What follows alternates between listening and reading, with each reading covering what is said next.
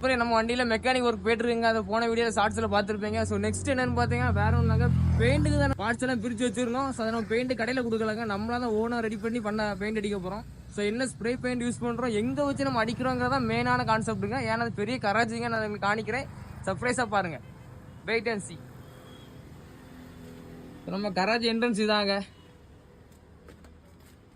So நம்ம இதாங்க நம்ம செட்டப். ஸோ அந்த செட்டப் இதெல்லாம் வச்சு நம்ம பெயிண்ட் அடிச்சுட்டு இருக்கோம். இப்போ 2-3 கிட்ட 4-5 கிட்ட அடிச்சிட்டோங்க.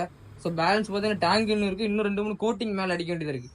இது ஃபர்ஸ்ட் ஒயிட் கோட்டிங் அடிச்சிருக்கோம். அது புட்டி மாதிரி வருங்க. ஸோ ஒயிட் கோட்டிங் அடிச்சிருக்கோம். அதுக்கு மேலே தாங்க இன்னும் பிளாக் கலர் கிளாசிக் பெயிண்ட் வரும்.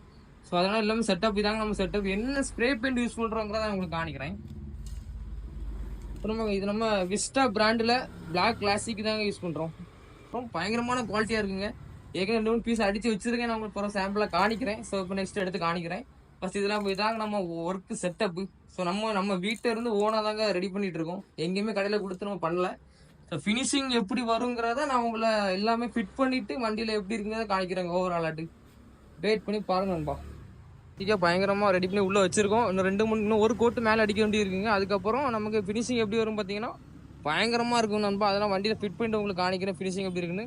நெக்ஸ்ட் வண்டியில் ஃபிட் பண்ண வேண்டியதாங்க. இதெல்லாமே ஒர்க் முடிச்சதுக்கப்புறம் கொஞ்சம் நல்லா காய வைக்கணுங்க. 1 டே ஃபுல்லாக காய வச்சதுக்கப்புறம் தாங்க வண்டியில் ஃபிட் பண்ணணும். வண்டியில் ஃபிட் பண்ணிவிட்டு அவுட்லுக் எப்படி இருக்குன்னு காணிக்கிறேன் நண்பா. ஸோ மிஸ் பண்ணாமல் அந்த வீடியோலாம் வரக்கூடிய வீடியோவை பாருங்கள். முக்கியமாக சப்ஸ்கிரைப் பண்ணுவீங்க நண்பா. வரக்கூடிய வீடியோலாம் தரமாக இருக்கும், பார்த்துக்கலாம்.